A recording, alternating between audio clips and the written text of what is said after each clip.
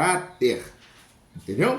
O altar não reconhece músculos, o altar reconhece lágrimas. É por isso que eu disse, Deus vai consagrar ou vai escolher pessoas por caráter, não por músculo, tá ok?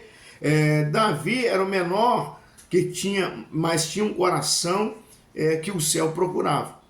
Então, Deus não está procurando pessoas com músculo, fortão de aparência. Deus está procurando, ou seja, alguém que tenha caráter e lágrima no altar. Chegamos sétimo agora, que no caso é Amon. Quem é Amon? Amon é o filho primogênito de Davi. Isso aí está registrado em 2 Samuel, capítulo 3, versículo 2. Lembrando, se Amon ele não peca, se ele não cai na falha, se ele não cai na tolice de pecar, talvez hoje a gente nem saberia quem seria Salomão, porque Salomão está numa contagem muito abaixo dos primogênitos, ou seja, no caso de Davi. Por qual motivo que Deus vai rejeitar Amon? Por causa do pecado com Tamar. Motivação: desejo descontrolado, corrupção moral. Lembrando, lá em cima nós vemos o impulso, a pessoa que não consegue controlar o impulso. E aqui nós já vemos um primogênito que ele não consegue controlar, ou seja, o seu desejo é descontrolado, corrupção moral. Quantas pessoas tem na igreja, pode ser mulher de Deus, homem de Deus, que o desejo dele é completamente descontrolado. Ele se entrega às coisas mais fáceis, às coisas mais fúteis.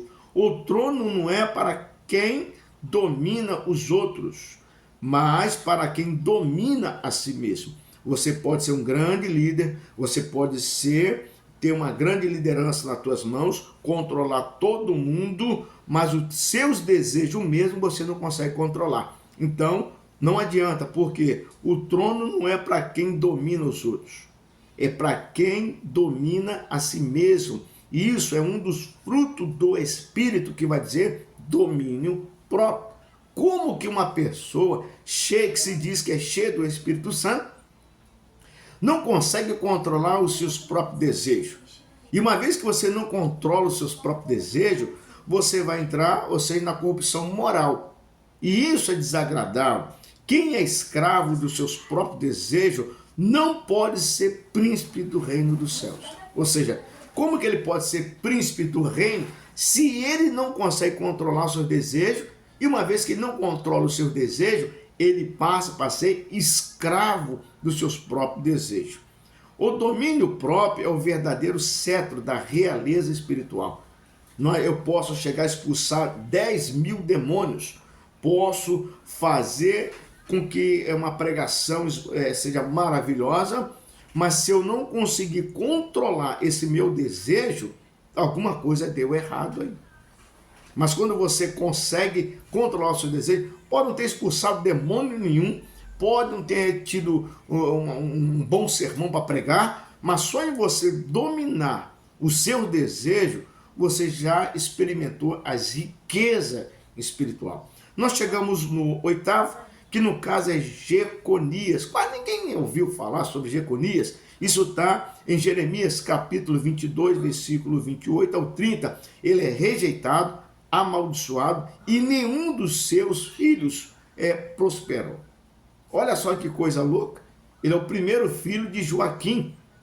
Motivo espiritual: corrupção e rebeldia. O que tem de pessoas dentro da igreja que são corruptos, seja ele líderes espiritual, seja ele líderes de juventude, de mocidade, de grupo de irmãs, mas são corruptos e rebeldes. Se corrompe muito fácil. Isso chega a ser quase que um câncer no meio do povo de Deus. Era para ter isso? Não era, mas tem. São pessoas que são corruptas. Como é que vem essa corrupção? Ele aceita suborno. Quando aceita suborno, muitas das vezes ele vai entrar para o lado da rebeldia. Todo corrupto, ele é rebelde. Deus corta a linhagem quando o trono se torna trono de injustiça. O que mais tem? Como eu estou falando aqui, não é para ímpio, eu estou falando para quem é povo de Deus, para quem é crente, lavado e remido pelo sangue do Cordeiro. O que mais tem dentro do nosso meio são pessoas corruptas, e o trono é um trono de justiça, ou seja, sempre vai favorecer o mais favorecido, ou seja, o menos favorecido é o que menos sofre dentro da igreja. O irmão às vezes não tem muita aparência, ou seja, tem lugares que eles vão abraçar aquele que chega de carro, que chega de Uber, que chega bem alinhado, mas aquele irmão que às vezes chega com um pé, às vezes de uma sandália de outro, a pessoa mal vai chegar lá na frente, vai querer abraçar aquela pessoa.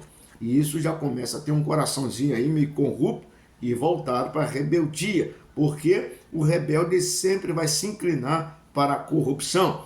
Lembrando, Deus remove dinastia inteira para preservar o propósito messiânico. Lembrando, se eu não fizer o meu papel como Deus manda, se você não fizer o teu papel como Deus está mandando, entrar para o lado da corrupção ou da rebeldia, pode ter certeza que Deus te arranca desse cargo. Pode ter certeza que Deus te arranque dessa posição. Quantas pessoas Deus não arrancou? Se eu não fizer o trabalho que tem para ser feito, conforme Deus quer, pode ter certeza e cruzar o braço, eu não vou fazer, porque todos corruptos, ele é rebelde.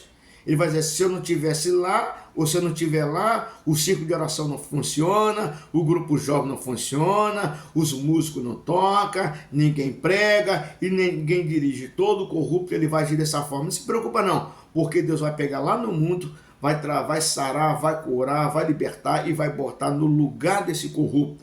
Para que Deus vai fazer isso? Para que o propósito divino funcione. Lembrando, Deus não segue protocolos humanos, Deus segue propósito divino. A promessa messiânica ela vai passar, ou seja, de Jeconias diretamente para Zorobabel, mostrando que a graça reescreve a generosia. Ou seja, a graça ela não vai seguir esse propósito. Ou seja, a graça ela vai seguir o propósito humano, não, vai seguir o propósito divino.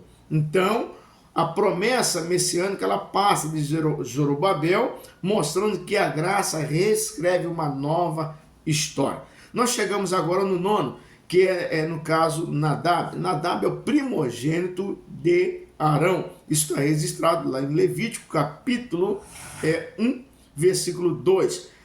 Deus vai rejeitar ele e é morto. Lembrando só, é rejeitado e morto. Os dois aqui, tanto Jeconias, é morto, tanto ele e todos os seus filhos. Deus exterminou, não teve conversa.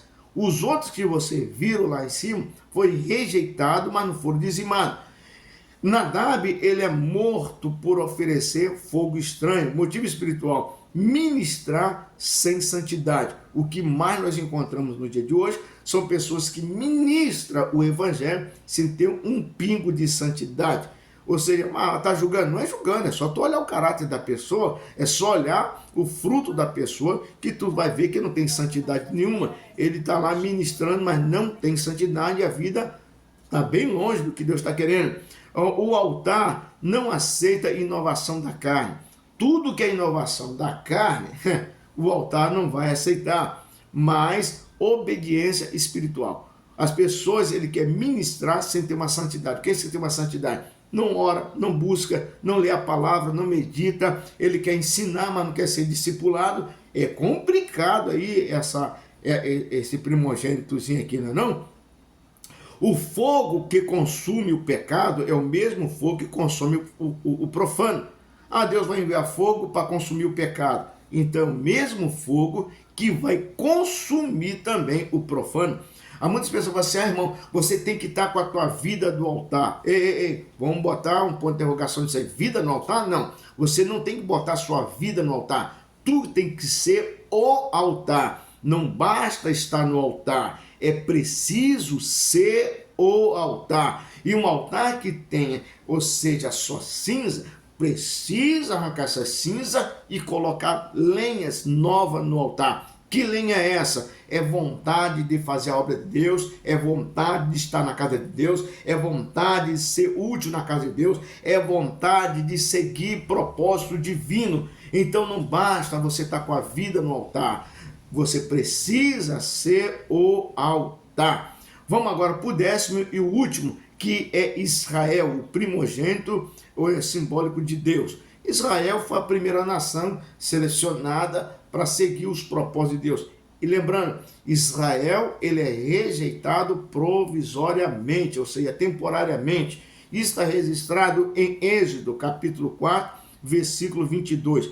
Motivo espiritual da rejeição. Rejeitou, ou seja, foi rejeitado, tá? A rejeição do Messias. Lembrando, se Israel não rejeita o Messias, o que seria de nós hoje? Talvez as outras nações, elas nem saberiam quem era Jesus, mas graças a Deus, isso está registrado em Romanos 11, capítulo 11, versículo 11 e versículo 12. Essa rejeição temporária foi muito boa, porque a salvação ela só não ficou dentro de Israel, ela alcançou nações no mundo afora, aí ela foi alcançada, ou seja, aquilo que eles rejeitaram, as outras nações abraçaram e abraçaram com gosto. Deus rejeita para depois restaurar. Pode ver que depois Deus vai e restaura Israel, tá bom? A rejeição de hoje pode ser o preparo para a restauração do amanhã. Deus rejeitou Israel, Deus deixou Israel de lado por um tempo para alcançar o mundo inteiro. Lembrando que isso é muito grande, muito importante. Ou seja, se eles aceitam por completo, talvez o que seria de nós hoje? Mas graças a Deus que houve esse ocorrido, e o apóstolo Paulo ele vai falar isso sobre em Romanos capítulo 11, versículo 11 e 12, que essa rejeição foi necessária para que o evangelho alcançasse todo o mundo. Lembrando, nós falamos aqui, estudamos sobre os 10 primogênitos e o seu significado da primogenitura. Lembrando que Deus ele não vai seguir protocolos humanos, ele vai seguir propósito divino. Não basta ter a vida no altar, você precisa ser o altar de Deus, e um altar sem cinza, um altar com lenha.